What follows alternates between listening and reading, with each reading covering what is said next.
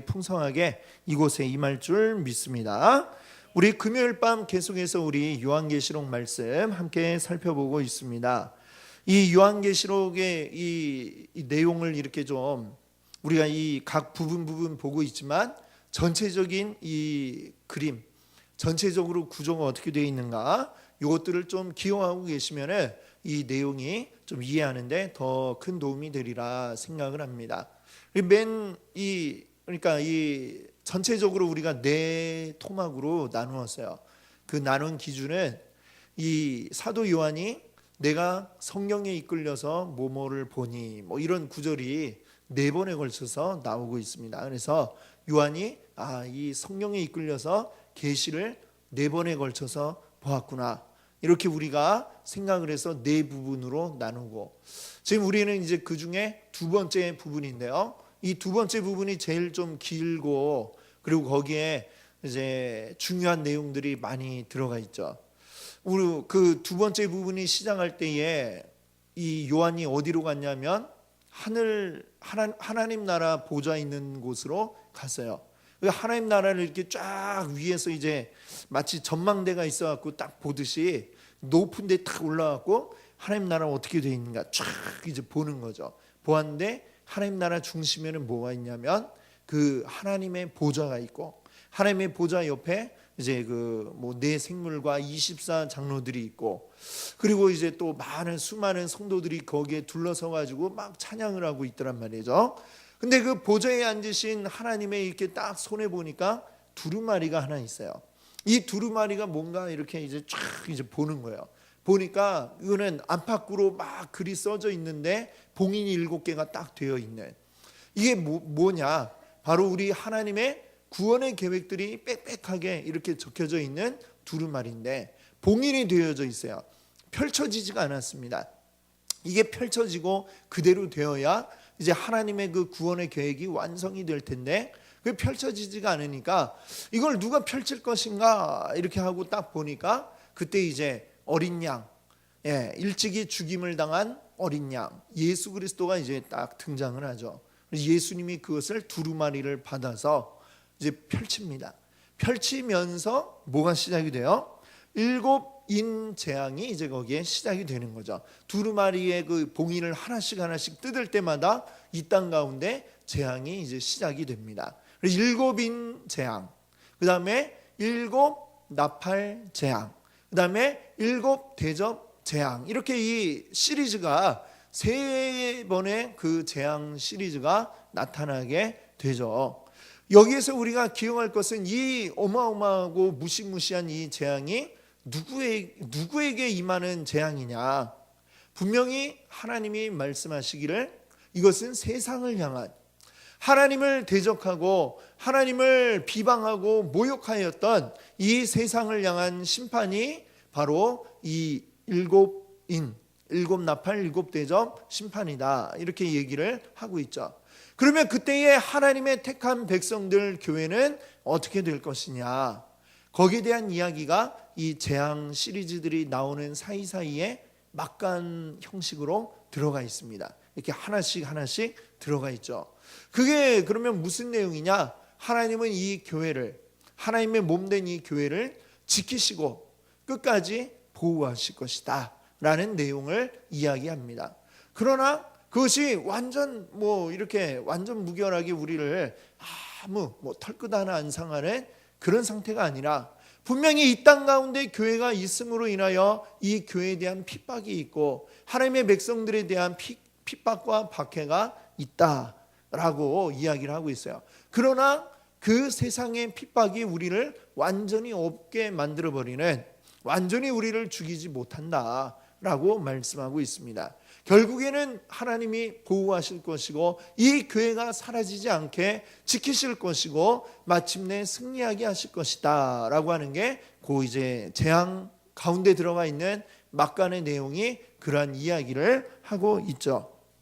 그리고 또 이 재앙 시리즈들이 보면 이게 이렇게 설명을 했어요, 저번에. 그러니까 이게 시간의 흐름에 따라 이렇게 각각 하나 있고 또 하나 있고 또 하나 있고, 이렇게 우리가 이해하기보다는 이게 전체적인 이 재앙이 이렇게 쭉 있다면 마치 이렇게 7인, 7나팔, 7대접 이렇게 쌓여져 있는 거예요. 근데 이제 위에서 이렇게 단면으로 이제 끊어보듯이 그 말이 이해가 되나요? 지금 제가 설명을 해놓고도 이게 너무 어렵게 설명한 것 같아요. 어쨌거나 이게 이제 꼭 이렇게 어떤 시간 순서에 의한 것은 아니다. 라고 이제 이해를 하는 게 좋을 것 같아요. 점진적으로 근데 이 재앙이 강도가 세지고 있죠. 처음에는 뭐 3분의 1이 이제 4분의 1이 피해를 입고, 그 다음에 7 나팔 재앙에서는 뭐 3분의 1이 피해를 입고, 그 다음에 이제 마지막 7 대접 재앙에서는 아주 전체적인 그런 이제 재앙이 내려지죠. 말하자면 이전에 그 7인 7 나팔 때는 좀 국지적인 어떤 그런 재앙들이었다라고 한다면, 이 7 대접 심판 때는 하나님의 최종적으로 이제 더 이상의 기회는 주지 않고 이제 마지막 심판이 이제 내려지는 그런 과정이다라고 이렇게 우리가 볼 수 있겠습니다. 그래서 지금 우리는 15장, 16장에서 이 마지막 7 대접 심판을 우리가 살펴보고 있는데요. 지난번에는 우리가 첫 번째부터 네 번째까지의 재앙을 우리가 보았고, 이제 오늘 우리가 읽은 본문 10절에서부터는 7 대접 재앙 가운데 5번째부터 이제 우리가 오늘 그 내용을 보려고 합니다. 지난번에 그 앞에 4가지를 얘기하면서 이 재앙들이 출애굽 때 애굽에 내렸던 10가지 재앙들하고 이렇게 연관이 되어 있다라는 말씀을 드렸습니다. 오늘 이 5번째 재앙도 출애굽의 그 10가지 가운데 9번째 재앙이었던 그 어둠의 재앙과 이제 같은 내용을 가지고 있습니다. 10절에 보니까 이렇게 얘기하고 있어요. 또 5째 천사가 그 대접을 짐승의 왕좌에 쏟으니 라고 이렇게 말씀합니다. 여기 짐승이 무엇일까요? 앞에 우리가 뭐 13장에 보면 바다에서 올라온 짐승 이야기가 나오죠. 12장과 13장에 걸쳐서 우리가 보았던 내용은 뭐냐면 하나님, 삼위일체 하나님을 본딴, 이 악의 삼위일체라고 해야 될까요? 그 것들이 12장, 13장에 나온 것을 보았습니다. 맨 처음에 하나님, 성부 하나님을 본딴 용으로 이제 형상화되었던 이 사탄의 존재가 12장이 나왔고, 13장에서는 예수 그리스도를 본딴 그 악의 존재가 있었죠. 적그리스도라고 우리가 이름하는 바다에서 올라온 짐승이 거기에 13장에 나왔습니다. 바로 그 짐승의 왕좌에다가 이 대접을 쏟았다라고 이렇게 이야기를 하고 있는 것이죠.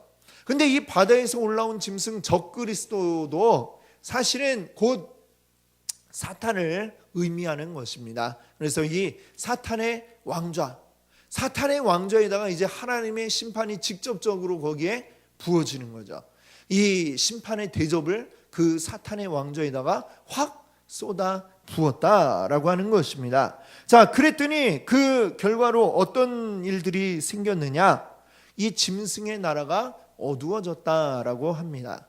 지금 이 때는 이 짐승이 온 세계를 장악하고 있는, 즉 적그리스도가 이 세상을 장악하고 있는 이 세상이 곧 짐승의 나라가 된 상태이죠. 그 짐승의 나라의 가장 중심에 있는 그 왕좌 자리에다가 대접을 쏟았더니 온 이 짐승의 나라, 즉 다시 말하면 이 세상이 다 어둠에 빠졌다, 이렇게 얘기를 합니다. 이 어둠이라고 하는 것이 실제로 뭐 빛이 없는 뭐 이런 상황을 이야기하기도 하겠지만, 성경이 말하는 어두움, 이 어두움은 뭡니까? 하나님이 계시지 않는 게 곧 어두움이죠. 자, 그렇기 때문에 이 짐승의 나라가 어두워졌다라고 하는 것은 이 세상 가운데 더 이상 하나님의 은혜는 이제 찾아볼 수 없게 되었다라고도 우리가 이해할 수가 있는 것입니다. 이제 하나님의 은혜가 완전히 다 거두어진 상태라고 하는 것이죠.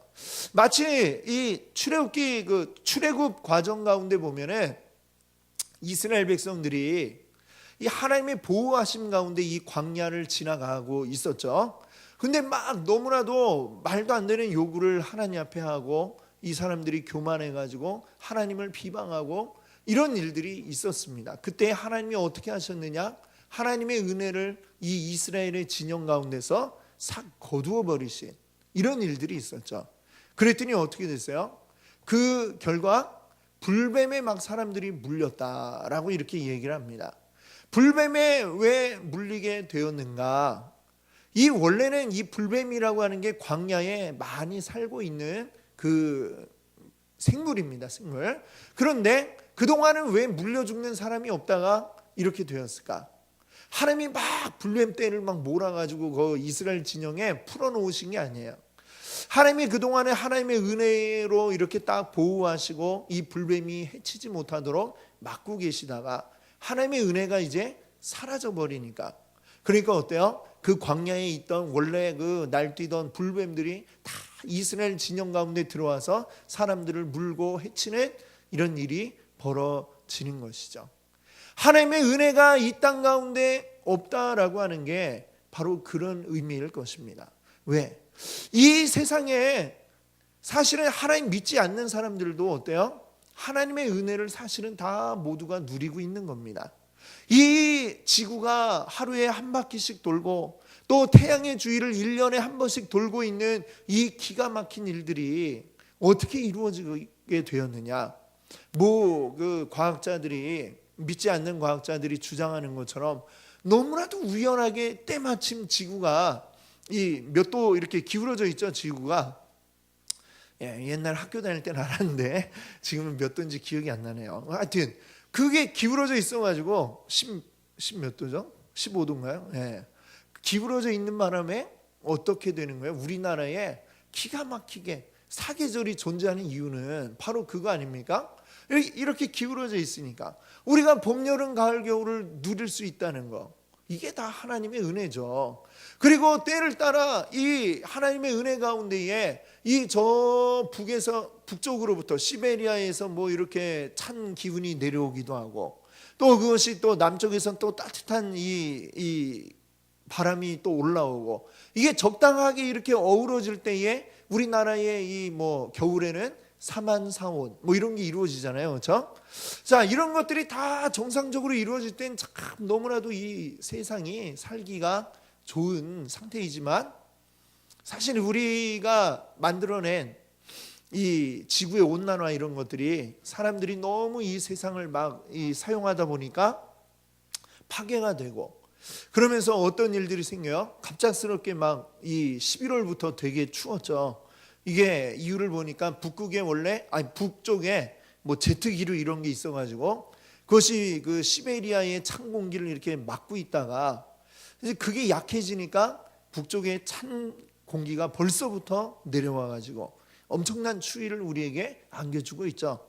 자, 이런 일들이 다 이게 뭐예요? 이런 일들이 다 지금 하나님의 은혜가 서서히 참 우리를 지켜주고 보호하던 누리던 것들을 이 사람의 죄악됨으로, 사람의 이 끝없는 욕심이 이 그런 것들을 점점 거두어가고 있는 현상 가운데 하나가 아닌가, 이렇게 생각을 합니다.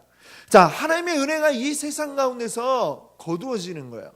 그러면 어떻게 되는가? 그 가운데 하나님의 은혜가 없는 곳에 있는 사람들의 입을 피해 고통, 이거는 말로 표현할 수가 없게 임하게 되는 것입니다. 자, 이 말씀을 계속해서 보세요. 10절, 11절 보세요. 그 나라가 어두워지고 나니까 그 다음에 어떻게 되었어요? 그 다음에 사람들이 아파서 자기 혀를 깨물고 라고 이렇게 이야기를 합니다. 너무 아픈데 혀를 왜 깨물까? 혀를 왜 깨물까요? 저는 이렇게 생각을 했어요. 우리 표현하는 거에 혀 깨물고 죽는다 뭐 이런 표현이 있잖아요. 그래서 너무나 고통스러우니까 그 고통에서 그냥 벗어나고 싶은 마음에 정말 죽고 싶도록 고통스러운 이런 상황들이 지금 이 사람들에게 펼쳐지고 있는 것이다 라고 이렇게 우리가 이해를 할 수 있겠습니다. 하나님의 은혜가 거두어지니까 사람들이 너무나 고통스러운 거죠. 그 고통을 견딜 수가 없어서 정말 차라리 죽는 게 낫겠다 싶을 정도의 어마어마한 고통을 받게 되었다라고 하는 것입니다. 그런데 더 안타까운 것은 뭐냐? 11절에 보시게 되면 중간 이하에 보시면 하늘의 하나님을 비방하고 그들의 행위를 회개하지 아니하더라라고 하고 있습니다. 이 무슨 얘기예요? 왜 이렇게 우리가 살기 어렵게 되고 왜 이렇게 고통스럽게 되었는가? 그 원인을 누구에게 돌리는 거야? 하나님께로 돌리고 있다는 것이죠. 그러니까 뭐 예를 들면 아까도 설명했지만 이 지구의 환경이 파괴되고 있어요. 이게 점점 더 이제 심해졌다고 합시다. 북극이 막 다 녹아버렸다고 해봐요. 갑자기 이제 그러면 이제 그 수많은 빙산이 이제 다 녹아버렸어요. 그러면 이제 점점 수위가 올라가죠. 그러면 해안가에 있는 도시들이 막 이제 물에 잠길 것이다. 막 이런 경고를 하잖아요. 근데 만약에 그런 일이 벌어졌다고 그래봐요. 그럼 사람들이 당장 무엇을 생각하느냐? 아니 신이 있다면 어떻게 이런 일이 해안가에 살던 사람들이 막 누굴 원망하느냐? 그동안 열심히 막 무슨 막 그 지구 온난화를 부추겼던 자신들의 행위를 되돌아보는 게 아니라 왜 이런 비극이 이런 끔찍한 일들이 우리에게 일어났는가 라면서 하나님을 욕하고 하나님을 원망하는 이런 일들이 생기겠죠. 어떻게 보면 이게 참 안타깝지만 이게 사람의 이기적인 우리 사람의 모습이다라고 하는 것입니다. 내 잘못은 생각하지 않아요. 내가 무엇을 잘못했는가 이거를 돌아보지 않아요. 그리고 오히려 그것을 하나님께로 그것을 돌리고 화살을 돌리고 하나님을 원망하며 이 하나님이란 존재에 대해서 비난을 서슴지 않는 그것이 곧 우리 인생들의 모습. 결국 멸망에 빠질 수밖에 없는 인생이란 게 그런 것입니다. 내 죄를 돌아보는 게 아니라 그 모든 원인을 하나님께로 돌리는 그런 안타까운 모습. 이것이 일어나고 있는 것이죠. 자, 그렇게 보면 참 이게 뭐가 먼저다 말할 수 없지만 그러니까 멸망당할 수밖에 없겠고 또 멸망당할 수밖에 없으니까 어쩌면 이런 행동을 또 하고 있는 건지도 모르겠습니다. 이게 참 뭘 선후를 따질 수 없지만 멸망당할 이러한 인생의 모습은 끝까지 회개하지 않는 모습이라는 거죠. 그러나 하나님의 은혜 가운데 들어가는 자들의 특징은 그러면 뭐겠습니까? 회개할 수 있다는 것이죠. 회개, 내 죄를 알고 내 죄를 고백하고 회개하는 하나님의 뜻대로 하지 아니하고 하나님을 비방하고 하나님을 무시하며 없는 것처럼 생각하며 사는 가운데 머물렀던 모습을 회개할 수 있다는 것. 이게 바로 하나님의 자녀된 증거다라고도 이렇게 말할 수 있는 것입니다. 자, 이제 12절에서부터 보시면 여섯 번째 대접 재앙이 내리게 되죠. 자, 여기에는 보면은 우리 귀에 익숙한 그런 단어가 하나 나옵니다. 바로 아마겟돈이라고 하는 단어가 나오죠. 이 세상의 마지막 때에 일어날 어떤 전쟁이다라고 해가지고 굉장히 아마겟돈, 뭐 영화 제목 가운데도 있고 옛날에 뭐 또 이렇게 만화 가운데도 아마겟돈, 뭔가 이 세상 마지막 때와 이렇게 연관돼서 아마겟돈이라는 말이 굉장히 많이 쓰여지고 있는데 그 출처가 뭐냐면 바로 이 요한계시록 16장에 나오고 있는 것이죠.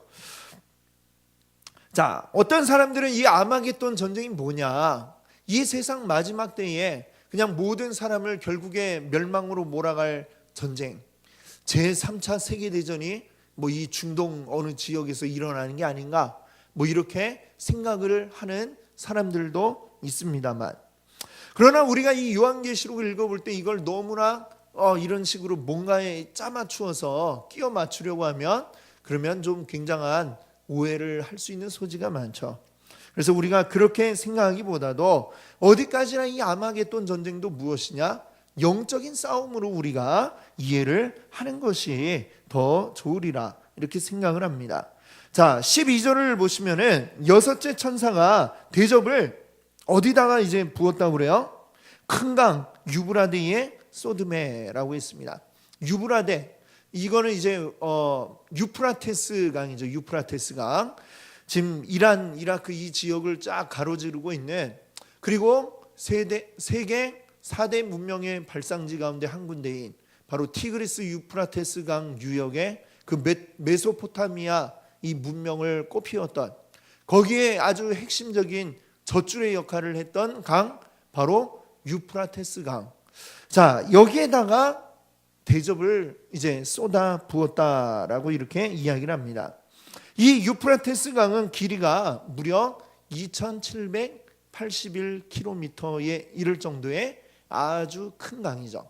아주 큰 강이니까 뭐 이렇게 세계 4대 문명 발상지 가운데 한 군데가 되겠죠. 자, 그런데 이렇게 큰 강이 있다. 큰 강이 있으면 되게 강 이쪽하고 저쪽하고는 굉장한 이 거리감이 있게 됩니다. 예전에 제가 이제 부평 쪽에 이제 살 때 보니까 그쪽엔 뭐가 있어요? 지하철 1호선이 이렇게 딱 있죠. 1호선이 근데 이제 지상에 있잖아요.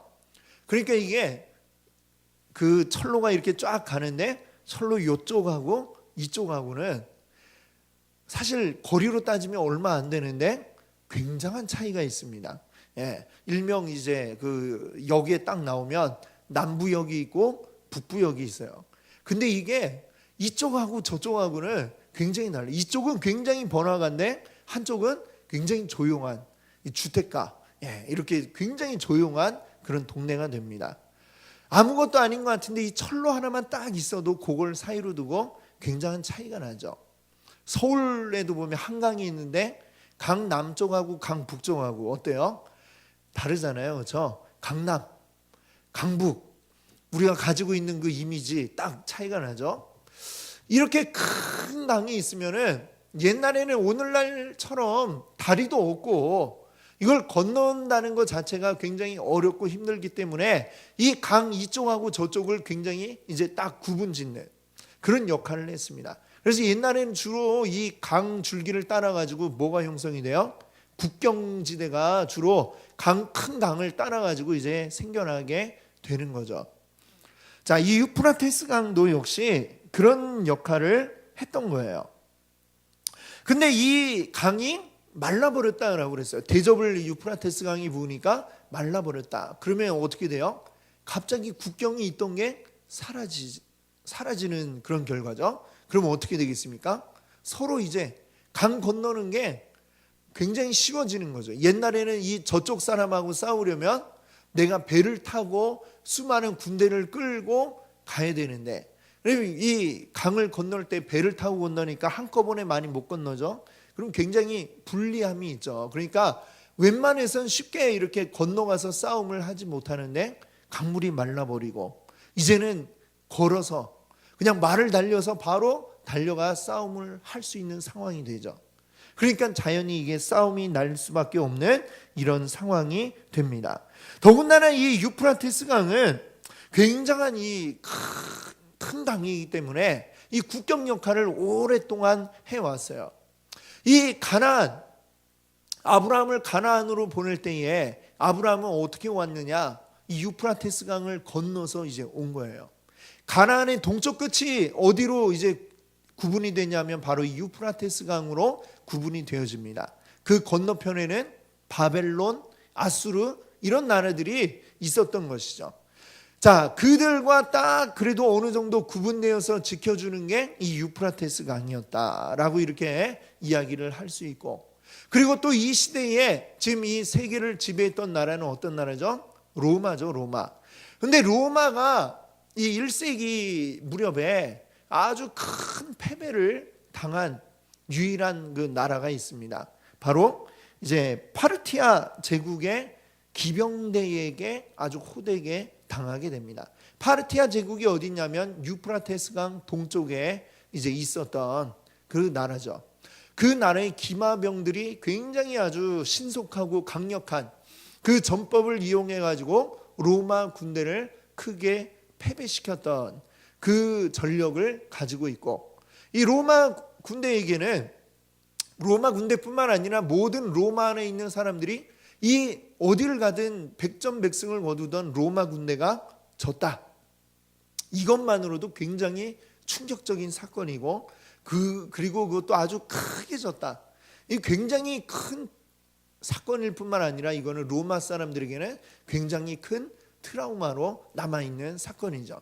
그들이 어디에 있느냐? 바로 이 유프라테스 강 동쪽에 있었다는 것이죠.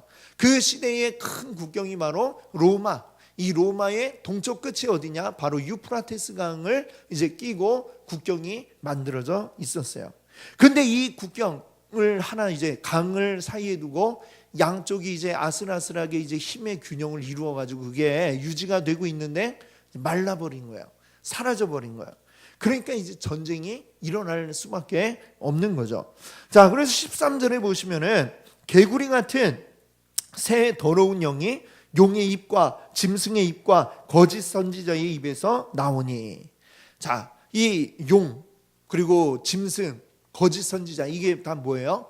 12장 13장에 나왔던 악의 삼위일체, 바로 그것들이죠. 악의 삼위일체로부터 이 더러운 영이, 악한 영들이 나와서 세상의 그 악한 것들을 다 끌어모으고 있는 상황을 지금 보여주고 있습니다. 그것들을 다 끌어모았고 세상의 악한 왕들을 이제 모으는데 어디로 모으느냐? 어디로 모았다고 그래요? 16절에 보니까 아마겟돈이라는 곳에 모았다, 이렇게 얘기를 하고 있습니다. 그럼 이 아마겟돈이 어디냐? 사실 아마겟돈이라는 말은 원래 이제 히브리어인데 히브리어 정확한 발음은 하르마겟돈이라고 하는 그런 말이라고 합니다. 하르가 뭐냐면 산이라는 뜻이에요. 하르 더하기 마겟돈, 그러니까 마겟돈 산, 이게 이제 하르마겟돈, 아마겟돈을 이야기하는 거죠. 근데 성경에 마겟돈이라고 하는 지명이 한 군데도 나오는 데가 없어요. 성경에 있지 않은 곳이에요. 그렇다고 이 팔레스타인 지역에 그런 마겟돈이라고 하는 지역이 있느냐? 그 이름 가진 지명도 없어요. 어디에도 없는 이름인데, 근데 이 마겟돈 하면은 이게 좀 비슷한 이름을 가진 지명은 있어요. 어디냐면 무기또라고 하는 데가 있습니다. 성경에 무기또라고 하는 데 나오죠. 히브리어는 또 본래 이제 자음만 있고 모음이 없어요. 그러니까 이제 뭐냐면 미음, 기역, 디귿 이렇게 쓰여져 있는 거죠. 무기또도 똑같죠. 미음, 기역, 디귿 이렇게 되니까 이 무기또, 원래 이 무기또가 아니냐, 이렇게 추측을 우리가 하는 거죠.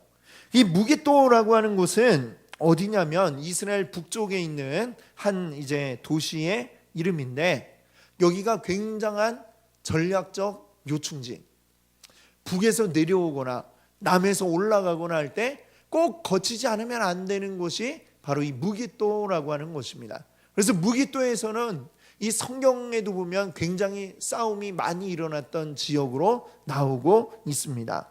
사사기를 보면 사사 드보라와 이제 바락이 그 미디안 사람들과 싸워 이긴 곳이 어디냐? 바로 이 무기또이고, 그리고 또 그 뒤에 또 사사 기드온이 또 역시 미디안 족속과 이제 싸워서 이긴 곳도 어디냐면 바로 무기또라고 하는 것입니다. 또 유다 왕 가운데 요시야 왕이 전쟁터에서 싸움을 하다 죽었어요. 어디에서 죽었느냐? 무기또에서 싸움을 하다 죽었다는 것이죠. 여기에서 싸움이 굉장히 많이 일어나는 그러한 지역입니다. 하여튼 반드시 위에서 내려오고 밑에서 올라갈 때 거치지 않으면 안 되는 아주 중요한 전략적 요충지이기 때문에 이 무기또가 아니겠는가라고 이렇게 생각을 하는 거죠. 근데 이 무기또는 또 산이 없대요. 다 평지래요, 평지. 근데 거기에서 제일 가까운 산이 하나 있는데 그 산이 어떤 산이냐면 갈멜산이다라고 합니다. 갈멜산. 우리 성경에 보면 어디에 갈멜산이 나와요? 엘리야가 바알 선지자, 아세라 선지자들과 싸우고 거기에서 그들을 다 죽였던 곳이 어디예요? 바로 갈멜산인 것이죠. 자, 이 무기또 그리고 또 갈멜산이 가지고 있는 어떤 이미지를 우리가 종합을 이렇게 해보니까, 자, 이 아마겟돈이라고 하는 곳이 가지고 있는 의미, 아마겟돈에 이 세상의 악이 몰려와서 거기서 마지막 싸움을 한다고 한다면 그 싸움이 의미하는 바는 무엇이겠는가? 바로 이 갈멜산에서 엘리야가 이 악한 바알 선지자, 아세라 선지자들과 싸움을 했던 바로 그 싸움과 같은 그 이미지를 우리가 여기서 볼 수가 있는 것이죠. 이 전쟁은 무슨 세계 3차 대전 같은 이런 전쟁이 아니라 실제로 영적인 싸움이 정말 악한 영들과 그리고 하나님의 영들이 맞붙어 싸우는 이 마지막 싸움을 의미한다. 그런 영적인 큰 전쟁을 의미한다라고 이렇게 이야기할 수 있겠습니다. 그래서 이것이 무엇이냐? 바로 이 세상의 악한 영들이 마지막 때가 가까울수록 그들의 힘을 모아서 더 큰 공격을 하려 한다라고 하는 것이죠. 그래서 여기 보면 15절에 하나님의 음성이 뭐라고 말씀하고 있어요. 15절 우리 같이 한번 볼까요? 보라, 내가 도둑같이 오리니 누구든지 깨어 자기 옷을 지켜 벌거벗고 다니지 아니하며 자기의 부끄러움을 보이지 아니하는 자는 복이 있도다. 마지막 때가 가까울수록 이 공격은 우리를 향한, 이 믿는 자들을 향한 영적 공격은 굉장히 거세지고 굉장히 강력해질 것이다 라고 이야기하고 있는 것입니다. 근데 그 전쟁의 끝이 언제 오느냐? 주님이 오실 그때가 바로 이 전쟁이 끝날 때가 되는 거죠. 완전히 다 촥 종식시켜 버릴 때는 바로 우리 주님이 다시 오실 때다. 근데 그 때가 언제인가 모르죠. 어떻게? 주님이 마치 도둑같이 오리라. 도둑 중에 누가 예고하고 오는 도둑이 없죠. 항상 누구도 예상하지 못한 그 순간에 불시에 들이닥치는 게 도둑입니다. 마치 도둑이 들이닥치듯이 주님은 어느 때라고 우리에게 알려주지 아니하시고 무슨 10월 며칠, 몇 년 10월 며칠 이런 식으로 이야기하지 아니하고 주님은 갑작스레 우리 가운데 오시겠다라고 말씀하는 거죠. 그 날이 오면 모든 것은 다 이제 전쟁은 끝이 난다.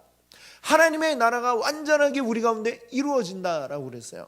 그 날이 언제인지 모르니 항상 준비하고 있어야 된다라는 것입니다. 주님이 오실 때까지 우리는 버텨서 살아남고 그리고 넘어가면 안 돼요. 우리 적들에게 당해서는 안 되는 거예요.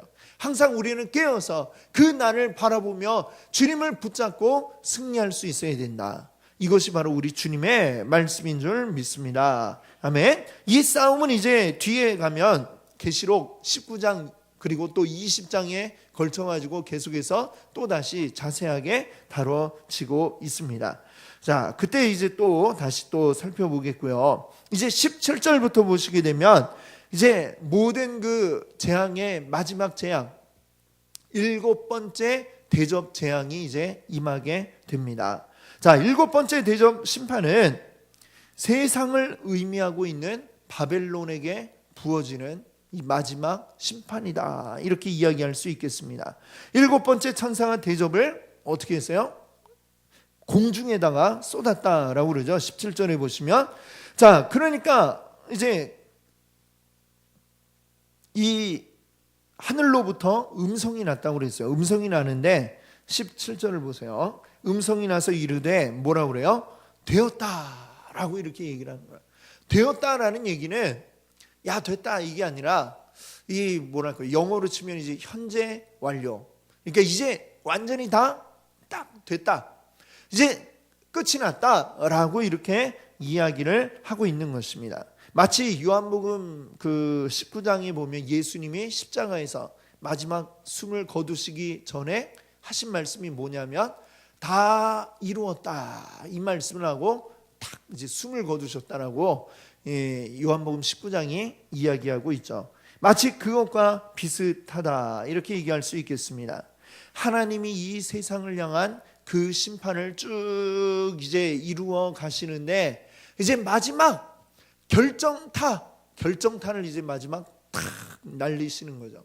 이제 더 이상의 이제 심판도 없고 모든 게 이제 다 끝이 나게 되는, 그래서 이 악이 완전하게 심판받게 되는 마지막 7번째 대접 심판이 탁 이 세상을 대표하는 그 바벨론이라고 하는 큰 나라에 이제 부어지게 되는 바로 이러한 상황인 것입니다. 심판의 완성이죠. 심판의 완성은 또 다른 말로 하면 뭐예요? 이제 하나님의 나라가 완전하게 우리 가운데 임하게 되는 바로 구원의 완성이다. 또 이렇게 얘기할 수 있죠. 심판의 완성, 이제 이거는 뭐냐? 바로 구원의 완성이라고 말할 수 있는 것입니다. 이 마지막 완성을 위해서 하나님은 마지막 이제 퍼즐을 맞추는 것 같이 7번째 대접을 딱 부어버리게 되는 겁니다. 그러고 나니까 어떤 일들이 벌어져요? 번개와 음성과 우레소리가 들리고 있습니다. 자, 이 7번째 인재앙, 또 7번째 나팔재앙, 여기에도 보면 이런 것들이 나오고 있어요. 번개와 음성과 우레소리, 이런 것들이 들리더라.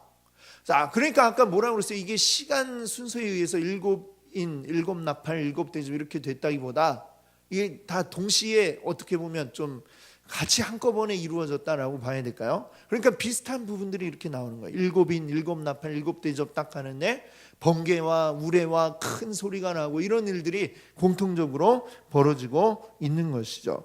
자, 이 마지막 심판 때에, 자, 그러고 나서 지진이 막 일어났는데 이 지진이 얼마나 큰 지진이냐? 18절 보세요. 얼마나 큰지 사람이 땅에 있어 온 이래로 이같이 큰 지진이 없었더라, 이렇게 얘기합니다. 이 지금까지 있었던, 우리 얼마 전에도 우리나라에 지진이 있었습니다만 그 지진이 한 번 나면 얼마나 큰 난리가 납니까? 더군다나 이 요즘같이 건물들이 점점 높아지고 이런 상황에서는 그 피해가 더 말할 수 없게 크게 일어나겠죠. 이 땅에 있어온 이래로 한 번도 측정이 되어지지 않은 어마어마한 큰 지진이 마지막 심판 때에 이제 일어나게 되는 거죠. 그러고 나서는 어떻게 됐느냐? 큰 성 바벨론이 세 갈래로 갈라지고 이 나라가 완전히 흔들리고 갈라지게 되는 거예요. 성들이 무너지고 섬이 없어지고 산도 사라져버리는, 그야말로 천지가 개벽을 하는 이런 일들이 벌어지게 된다라고 말하고 있습니다. 큰 성 바벨론이 하나님의 심판 앞에, 하나님을 대적하여 그 큰 성을 쌓아 올린 이 큰 성 바벨론이 하나님의 마지막 심판 앞에 무너져 버리고 다 해체되는 이 과정을 지금 그리고 있는 것입니다. 그러면 이 큰 성 바벨론은 과연 무엇일까요? 이 큰 성 바벨론은 뭐냐? 하나님을 믿지 않고 하나님 없이 살아가고, 그리고 하나님을 대적하는 사람들, 하나님을 대적하는 이 세상, 이 세상의 문화, 이 세상의 정치, 이 세상의 경제, 이 세상의 사회, 이 세상의 종교, 이 모든 것들이 다 큰 성 바벨론이다, 이렇게 이야기할 수 있습니다.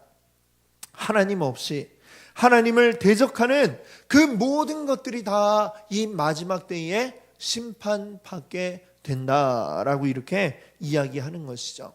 그 모든 것들을 다 통틀어서 우리는 큰 성 바벨론이라고 말하는 겁니다. 근데 여기에도 또 안타까운 모습이 또 보이죠. 여기도 보니까 이 마지막 심판이 임할 때에 역시 사람들은 어떻게 하느냐? 회개하지 않는다라고 하는 것입니다. 자, 21절을 보면 무게가 한 달란트나 되는 이 한 달란트면 약 무게가 몇 킬로냐면요, 60kg. 예, 사람 몸무게만한 우박이 막 떨어지는 거예요. 예, 저보단 좀 덜 나가지만 60kg나 되는 우박이 막 주먹만한 게 떨어져도 어때요? 난리가 나죠. 사람이 맞으면 죽을 수도 있습니다.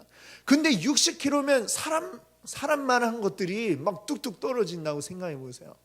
스치기만 해도 그냥 사망이죠. 바로 그런 것들이 막 떨어지고 있어요. 그런데도 그것으로 인해서 너무나도 큰 피해를 사람들이 입고 사람들이 죽어가고 있고 이런 상황인데도 여전히 숨쉬고 있는 사람들은 어떻게 하고 있느냐? 하나님을 비방하고 있다라고 여기에 적고 있습니다. 이게 바로 뭐예요? 이 세상에 멸망당할 자들의 모습이다라고 하는 것입니다. 어떤 일들이 일어나도 절대로 하나님을 인정하지 않고, 어떤 일들이 일어나도 절대로 그들의 마음을 돌이키지 않고, 이 모든 것의 원인을 자신들에게 있다는 것을 잊어버리고 하나님을 끝까지 비방하며 무시하며 그러고 있는 것이 바로 이 세상에 속한 자들의 모습이라고 하는 것입니다. 그것을 이 마지막 7대접 심판에서까지도 우리는 여전히 확인할 수가 있는 것이죠.